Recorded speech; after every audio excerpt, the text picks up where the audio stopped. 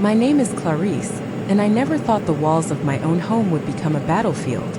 It was supposed to be my sanctuary, a place of warmth, laughter, and trust. But instead, it became the stage where betrayal was written into the very foundations, and where I would one day take my revenge with the sharpest weapon of all, the law. The story begins not with a scream, but with silence, the kind that coils around your chest and makes it hard to breathe. I was standing in the hallway, one hand on the frame of the door, the smell of coffee still fresh in the air, when I heard the words that cracked everything. She will not matter. Soon this place will be mine. It was not a stranger's voice.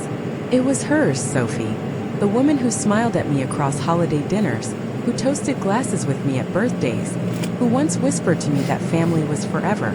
She was not blood, but she was close enough to pass for it. My husband, Michael, trusted her. I had trusted her. And in that one moment, I understood that she wanted to erase me from the marriage, erase me from the life I had built, erase me from the home I had worked years to make into something steady, something beautiful. The irony? She did not whisper those words in the shadows. She said them in the middle of the living room, my living room, thinking I was out running errands, thinking the walls would keep her secret. But the walls of this house belonged to me, and they carried her voice straight into my chest. I did not confront her then. No, that would have been too easy for her, too satisfying. She would have smirked, denied, twisted it all back on me. I had heard it before. Clarice, you're too sensitive. You imagine things. I knew what would happen if I let anger run first. So I smiled when I walked back into the room. I let the silence stretch, let her think I had heard nothing. She kissed me on the cheek and asked how my day was. And I played along. Because at that moment, something inside me hardened into steel. Betrayal has a sound, a taste, a temperature. And once you know it, you cannot unhear it, unfeel it, unsee it. Michael came home that evening humming like nothing was wrong. He wrapped his arms around me, his lips brushing my hair, and he said, "Dinner smells amazing."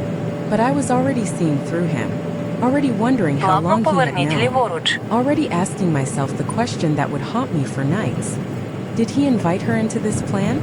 Or had she planted herself into his shadow and grown there, feeding on his silence? That night, as he laughed with her over wine, I studied every gesture, every smile that lingered a second too long, every flicker of a glance that should not have been there.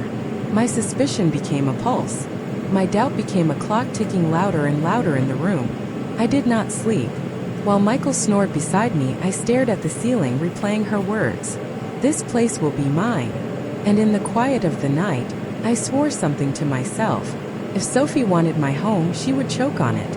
If she wanted to erase me, I would carve my name deeper than ever. If they thought I would be silent, they had miscalculated. Because I was not going to scream. I was not going to beg. I was going to gather, prepare, and strike when the moment was perfect.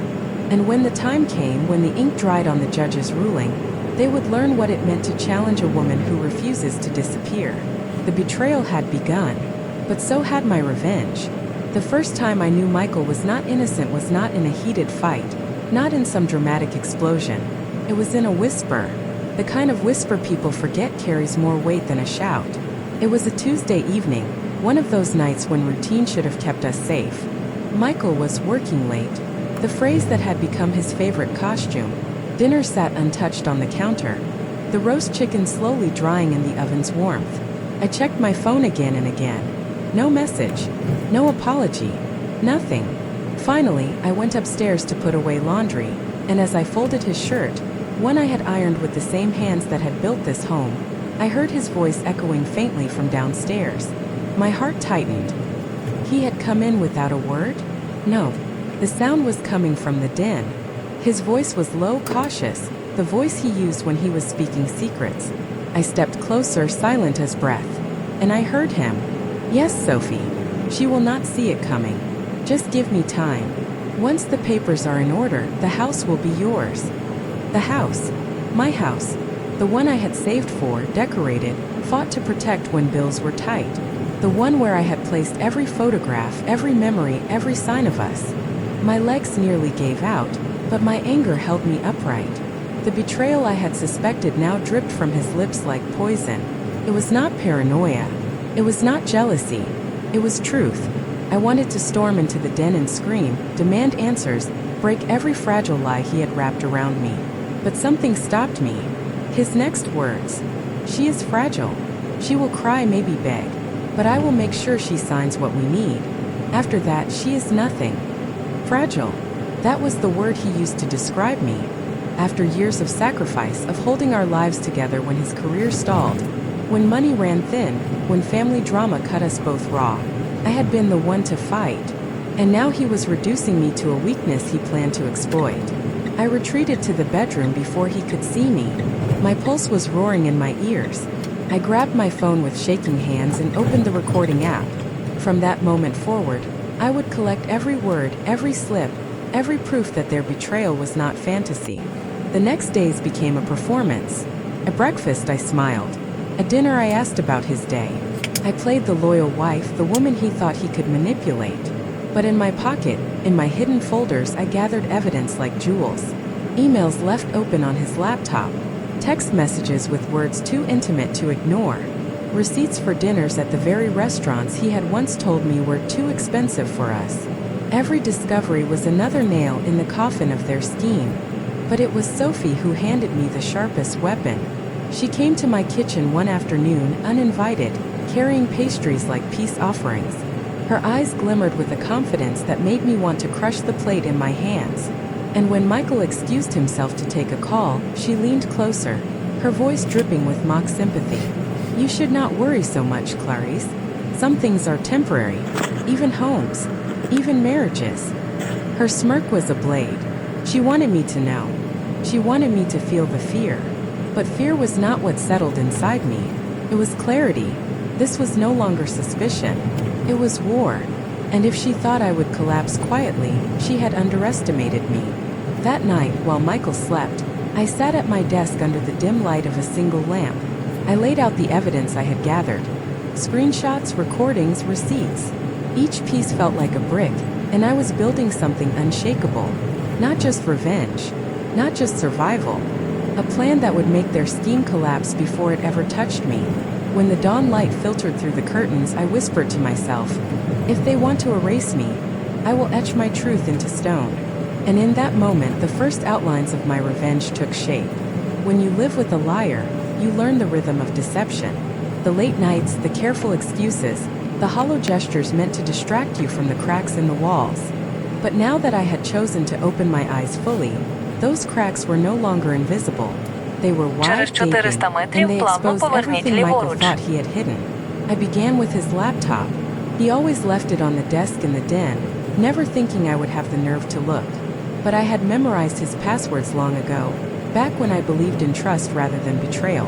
The first folder I opened was labeled work. Inside were receipts, confirmations, and even photographs from dinners with Sophie. I clicked through each one, my chest tightening but my hands steady. There he was, smiling across the table, lifting wine glasses with her.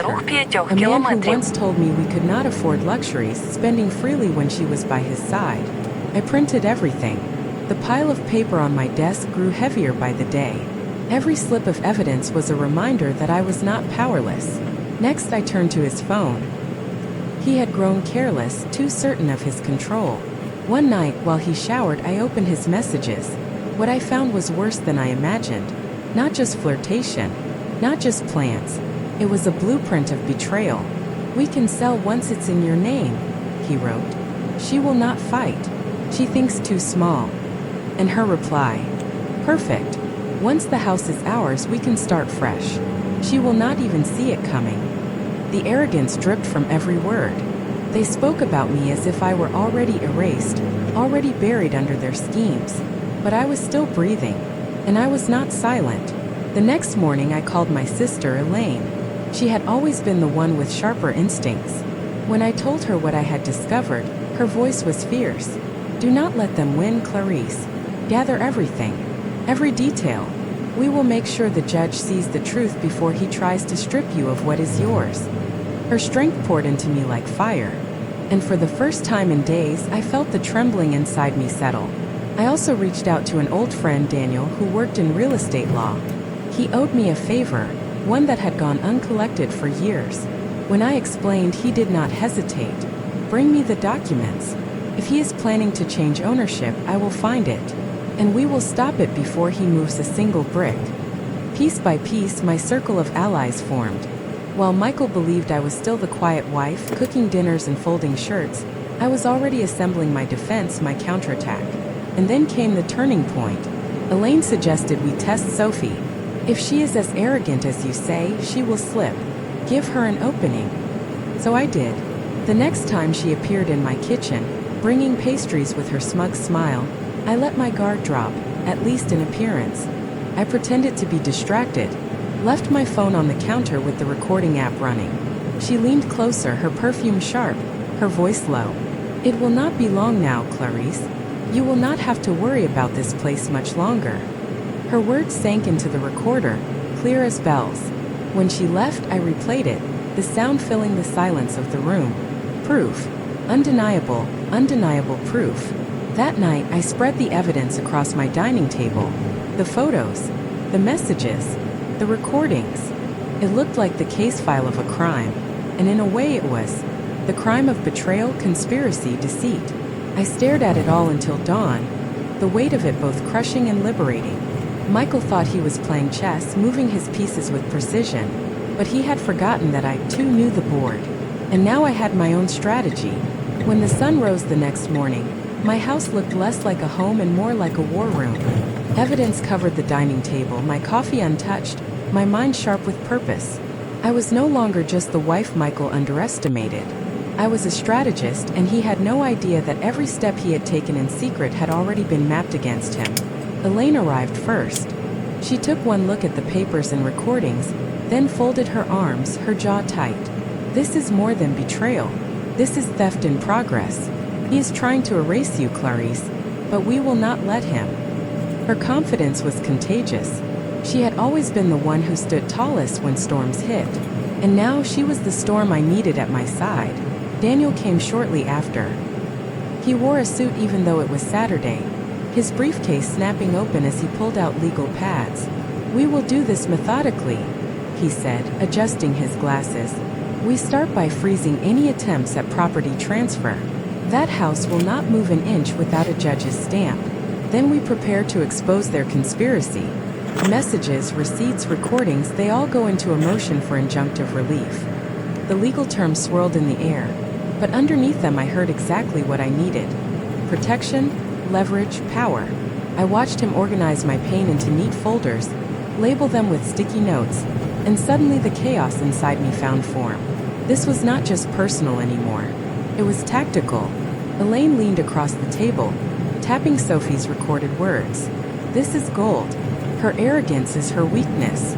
Play this in a courtroom and they will not have a leg to stand on. She basically admitted everything. I nodded, the weight of what I was planning pressing against my chest. Revenge was not about screaming or breaking plates or chasing them into the night.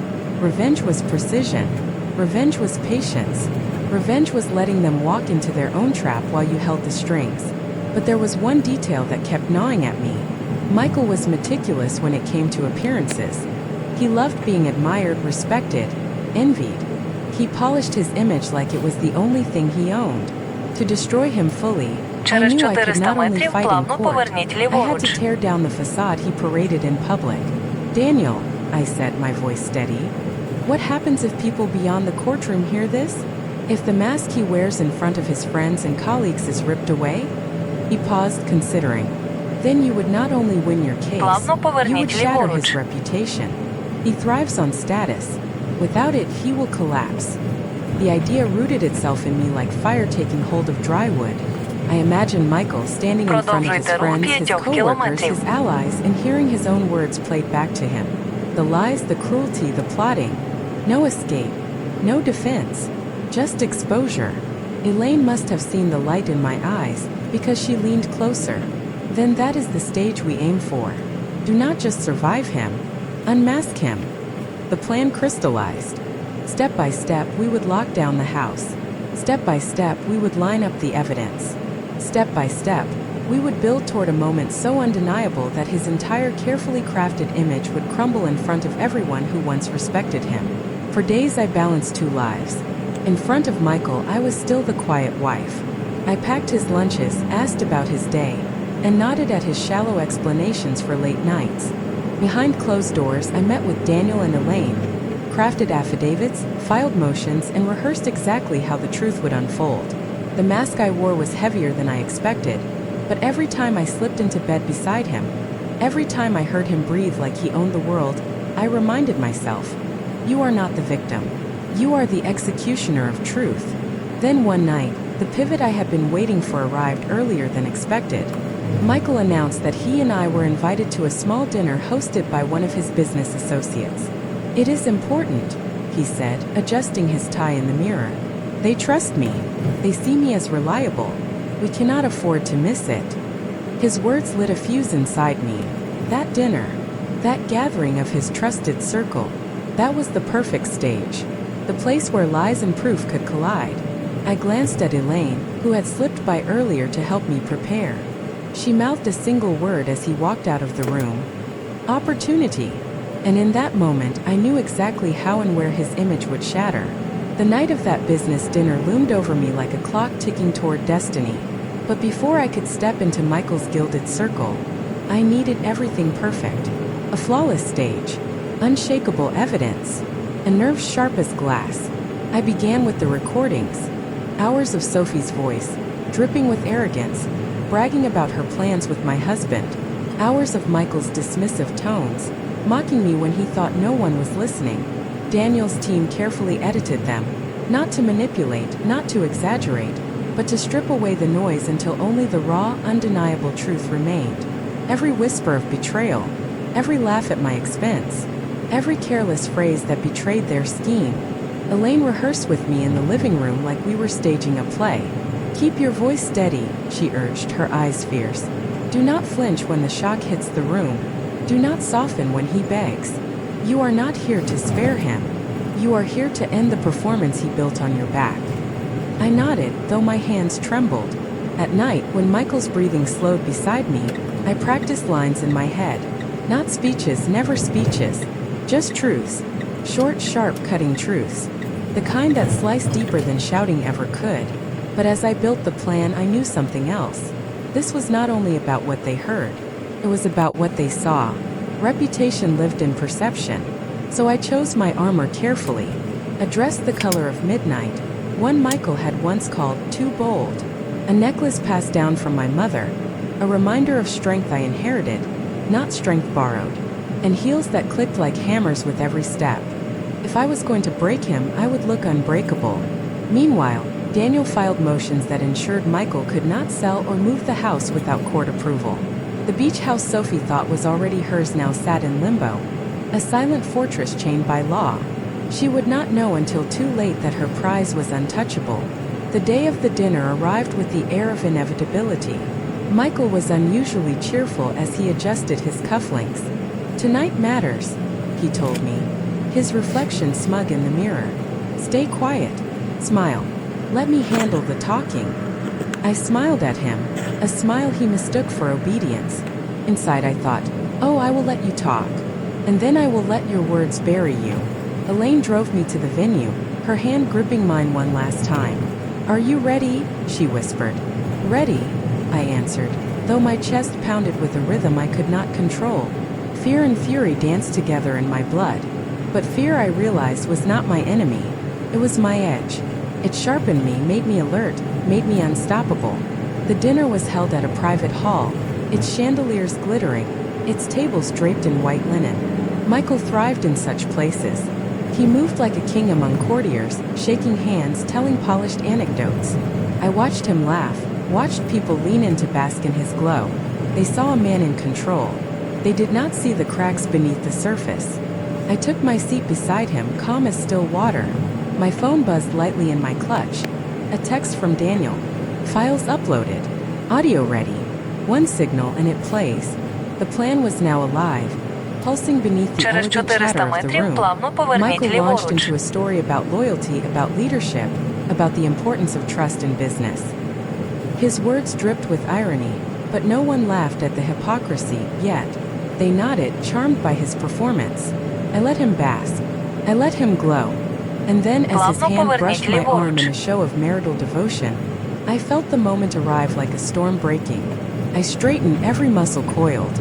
My finger hovered over the signal I had rehearsed for days. And then I pressed. The speakers crackled. Sophie's voice filled the air, dripping with disdain. She thinks the house is hers, but Michael promised me it is ours. She is too blind to see. The room stilled. Forks froze midair. Michael's smile collapsed, confusion and horror washing over his face. And I sat there, calm, unyielding, as his perfect image shattered with the first wave of truth. The words echoed through the hall like a bell tolling doom.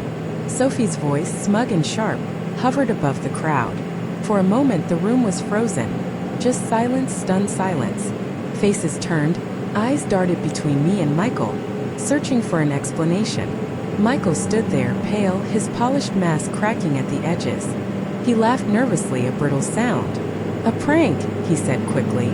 "Someone is trying to sabotage me." His eyes darted toward me, a flash of accusation flickering. But I did not move. I simply sat, composed, my gaze fixed on him with quiet certainty. And then the second clip began. Michael's own voice. Clear, cold, arrogant. "She is too emotional. She will never question me. She is just convenient." Gasps rippled through the tables. I felt every pair of eyes burn into me, pity mixing with shock. Michael's hand twitched as though he wanted to grab the phone to stop the sound, but it was not his to stop. The truth had been set free, and it was louder than him. He leaned close, his whisper a hiss. "What did you do?" I turned my head, just enough for only him to hear. "I did not do this." "You did." The plan was working, but then the complication. Daniel had promised the files would roll out smoothly. Yet, instead of stopping at the second clip, the audio stumbled forward, skipping, playing fragments out of order. Voices overlapped, Michael, Sophie, even an old voicemail where he cursed my name in private. The chaos filled the hall, unedited, rawer than intended. People's faces twisted, not just in shock, but in discomfort at the sheer ugliness unraveling. Michael seized the moment. "This is fake," he shouted, slamming his fist on the table. "This is manipulated. Do you not see how messy it sounds? Who would believe this garbage?" For the first time, murmurs of uncertainty stirred among the guests. Some looked skeptical, torn between what they heard and what he claimed. My stomach tightened. This was not how I wanted the reveal to land. It was supposed to be sharp, undeniable, not scattered and messy. Michael straightened, sensing the shift. His voice rose, commanding, the same voice that had always controlled every room. "These are fabrications," he declared. "Jealous fabrications meant to destroy me. And I know exactly who is behind this." His eyes locked on me. My wife. She has always been jealous, always suspicious. She would stoop this low. The tables turned. Whispers rose. Some eyes fell on me now, questioning, doubting. Heat prickled my skin. For one terrifying second, I felt the narrative slip from my fingers. But then I remembered Elaine's words, "Do not flinch. Do not soften." I rose slowly, the scrape of my chair cutting through the whispers.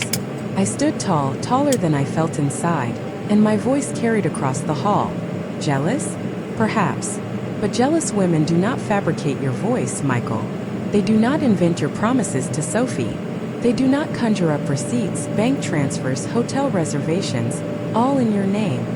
I pulled the folder from my clutch, the papers crisp and undeniable. These are not voices in the air. These are facts on the page. Would you like to call the bank fake? The hotel? The florist? Or perhaps Sophie herself, who seems to know our accounts better than I do? Gasps deepened. Doubt shifted again, this time crashing back against him. His mouth opened, but no sound came. He looked at the papers, at the crowd, at me, and for once he was cornered with no exit. But before triumph could settle in my chest, I felt the pivot again. Sophie herself entered the hall, late, uninvited, dressed as though she belonged there. Her smile cut the air. "Michael," she purred. "What is going on here?" The room erupted. Every whisper became a roar, and I stood frozen, my plan tilting on its axis. I had prepared for Michael's lies, for his anger, for his denial, but I had not prepared for Sophie to walk into the fire herself, and in that instant I realized the night was about to burn hotter than I had imagined. Sophie's heels clicked against the marble floor, each step a deliberate strike. Her dress shimmered under the chandeliers, bold and unapologetic, as though she had not just walked into a battlefield, but onto a stage prepared for her. The crowd parted instinctively, giving her space, yet their eyes devoured every detail. She thrived on it. She tilted her chin, smile sharp, eyes fixed on Michael. "Michael," she said sweetly, "you forgot to mention I'd need an invitation." Через 400 A ripple метрів of shocked плавно laughter поверніть spread through the ліворуч. hall. Guests leaned in, whispering furiously. Michael's face drained of color. He stammered, his polished voice cracking. What are you doing here?" I stayed perfectly still, my hands folded over the folder of documents. My heartbeat thundered in my Плавно chest, поверніть but my ліворуч. face remained calm. This was not part of my plan, but maybe, just maybe, it was the unexpected twist I needed. Sophie turned, finally acknowledging me. Her eyes glittered with cruelty. Продовжуйте "Ilera, рух 5 always so кілометрів. proper. Do you mind if I join the conversation?" I lifted my gaze to hers, steady, unflinching. "By all means. You've already been part of it for months. Why stop now?" Gasps erupted again. Some women pressed their hands to their mouths. Men shifted uncomfortably in their seats. Sophie's smirk faltered for the first time. Michael tried to grab her arm. "Leave now." But Sophie pulled away, her laugh ringing loud, filling the room. "Oh, Michael. You told me she'd never stand up to you. You said she was too soft, too emotional. You promised she'd look away." Her words cut through the hall sharper than my evidence ever could. His betrayal had found a voice, and it was not mine, it was hers. I seized the moment. My voice rose, calm but powerful. "Everyone, you have heard the recordings. You have seen the receipts. And now you hear her. The woman he spent your respect, your trust, and my marriage on. The truth no longer hides in shadows. It stands here wearing sequins." Laughter burst from one corner of the hall, nervous but real. Others shook their heads, disgust heavy in their expressions. Michael's shoulders sagged under the weight of humiliation, but then he snapped. His hand slammed the table again. "Enough! This is a trap. He pointed at me, his finger shaking with rage. "She planned this circus. She is jealous, vindictive. And you?" His finger swung towards Sophie. "You ruined everything by showing up uninvited." The room buzzed, tension reaching a breaking point. I stepped forward, my voice cutting clean through the chaos. "No, Michael. You ruined everything when you believed your lies could hold. When you believed your secrets were stronger than my will. You mocked me for being emotional. But tonight, it is not my emotions speaking. It is the truth." I lifted the final piece of evidence, a printed copy of his messages, projected now on the large screen behind me. Words glared in giant text, undeniable. Promises to Sophie, insults about me, lies to his colleagues. Proof, undeniable and devastating. The silence that followed was heavier than thunder. Faces turned, every single eye fixed on Michael. Even Sophie, bold as she was, looked small beneath the weight of those words. He whispered hoarsely, "Ilera, please." His voice cracked, desperate now, no longer commanding. I did not move. "You once said I was too emotional. But emotions did not expose you tonight. Evidence did. And now everyone you tried to impress, everyone you lied to, knows exactly who you are." The crowd erupted, not in applause but in a storm of murmurs, disgust, and shifting chairs as people pulled back from him like he was contagious.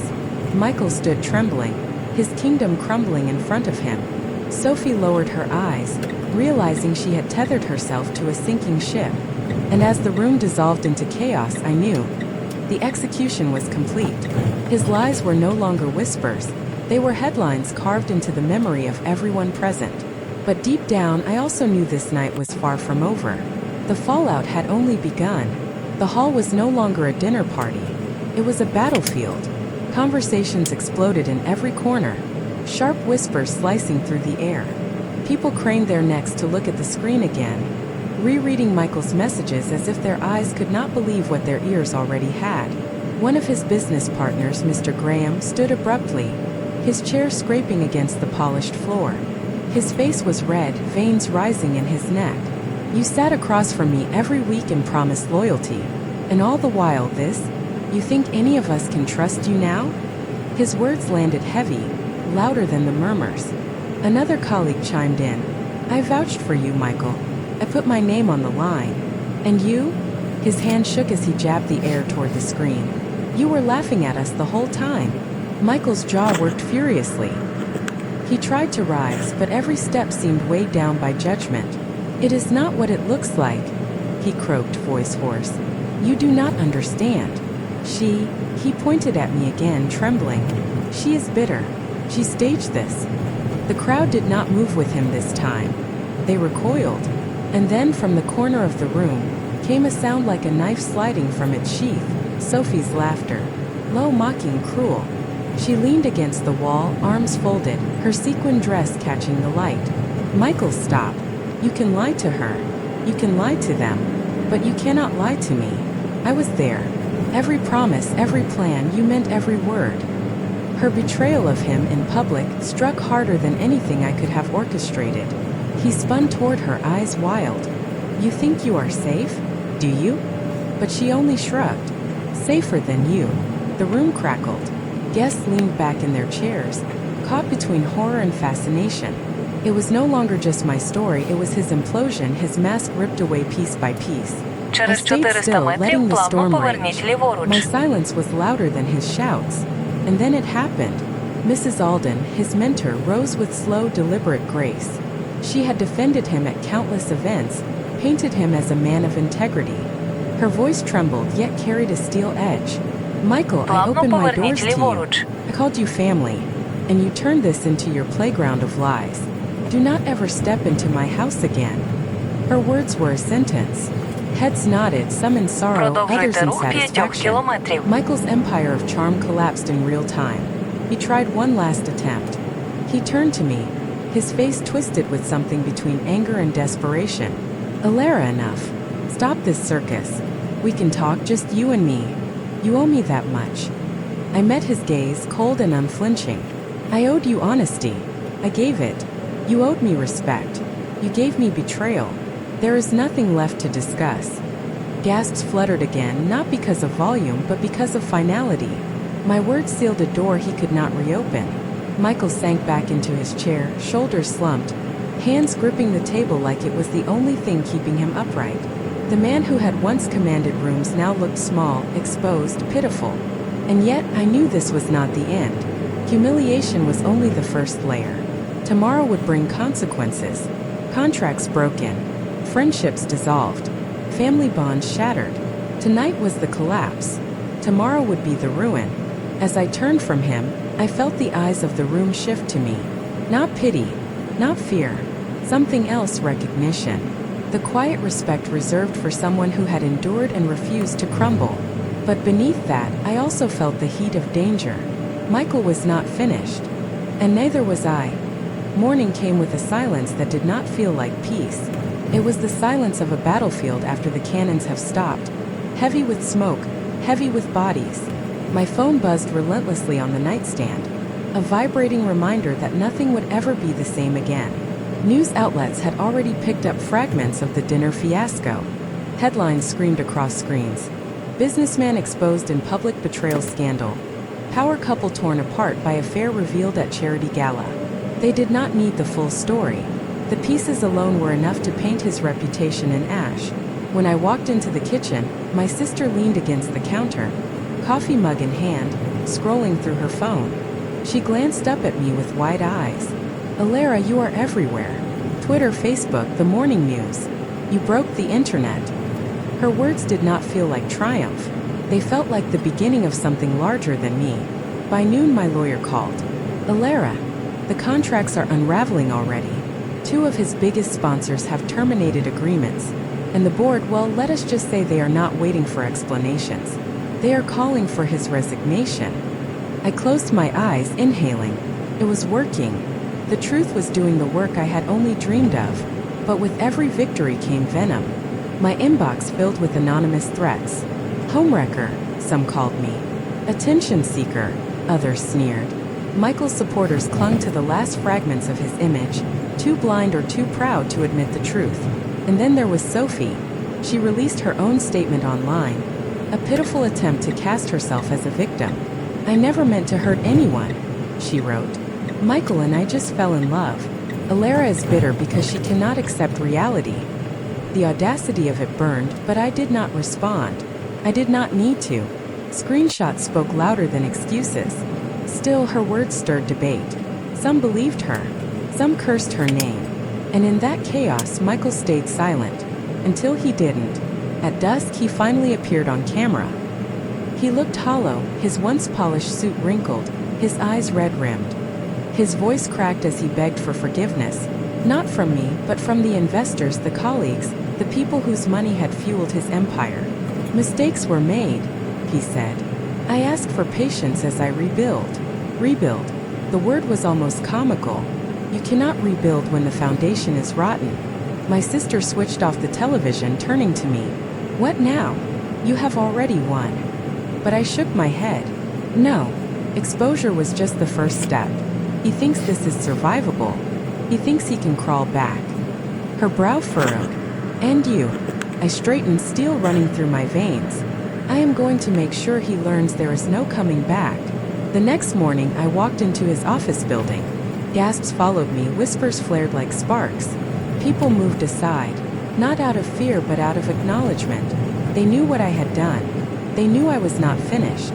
I carried a folder under my arm. Inside, every contract clause, every non-disclosure he had violated, every trace of fraud my lawyer and I had uncovered while digging through his lies. The dinner had shattered his mask. This would shatter his livelihood. When I reached the boardroom, the members froze. Michael sat at the head of the table, pale, defiant, desperate. He stood as I entered, his hands slamming against the table. You are not welcome here. I laid the folder in front of the board president. My voice was steady. Neither are you. The room erupted. Papers flipped. Voices rose. Michael shouted until his throat gave out. I stayed silent. Again, my silence did the speaking. By the time I walked out, the board had voted. He was suspended indefinitely. And yet, I knew it was still not over. He had nothing left to lose now, and men with nothing left to lose are the most dangerous. There is a moment after the storm when the air feels strangely clear. That was how it felt standing on the courthouse steps, the decree still warm in my hand. The board had stripped Michael of his position. His assets were under review. His reputation, once his proudest armor, lay in pieces at his feet. But this story was never about his ruin. It was about my reclamation. When I began this journey, I was a woman doubting herself. I was called jealous, bitter, dramatic. Words meant to silence me, to shrink me into the shadows of his spotlight. I almost believed them. Almost. Instead, I chose fire. Not chaos, not vengeance by rage, but truth wielded like a blade. Every screenshot, every lie, every betrayal, I turned them into light, and that light exposed him for what he was. The weeks after the boardroom showdown were a study in collapse. Michael moved out of the penthouse, forced into a smaller apartment when creditors circled. His name disappeared from magazine covers. Invitations stopped arriving. Even Sophie's social media, once full of stolen luxury, went dark. I meanwhile rebuilt not from scratch but from strength. I sold the house that held too many ghosts, bought my own place with my own name on the deed. My sister and I shared long dinners where laughter filled the silence lies had once consumed. And for the first time in years I slept without fear. Yet revenge is not just about victory. It is about transformation. The Alara who endured humiliation is not the Alara who walked into that boardroom. And she is not the Alara telling you this story now. If you are listening, if you have ever been silenced by someone calling you too much, too jealous, too emotional, remember this. Those words are not verdicts. They are warnings. Warnings that the person speaking them is afraid of your vision, your voice, your power. Do not shrink. Do not apologize. Do not wait for validation from the very hands that wound you. I gave Michael the truth, and the truth destroyed him. I gave myself permission to rise, and that saved me. So what do you do when betrayal finds you? You breathe. You gather your proof. You hold your silence until the moment when silence becomes the loudest sound in the room. And then you strike. Clean. Sharp. Final. That is my story. That is my revenge. And now it is your turn to take back your voice. If you found strength in my journey, if you felt the pulse of power and truth revealed, do not walk away quietly. Stay. Listen. share, subscribe, because there are more stories like mine, stories like yours, stories where betrayal meets its answer, not in anger but in justice. This is not the end. This is the beginning. And to the ones who think they can lie, cheat, betray, and escape, remember this. Some of us do not fight with fists.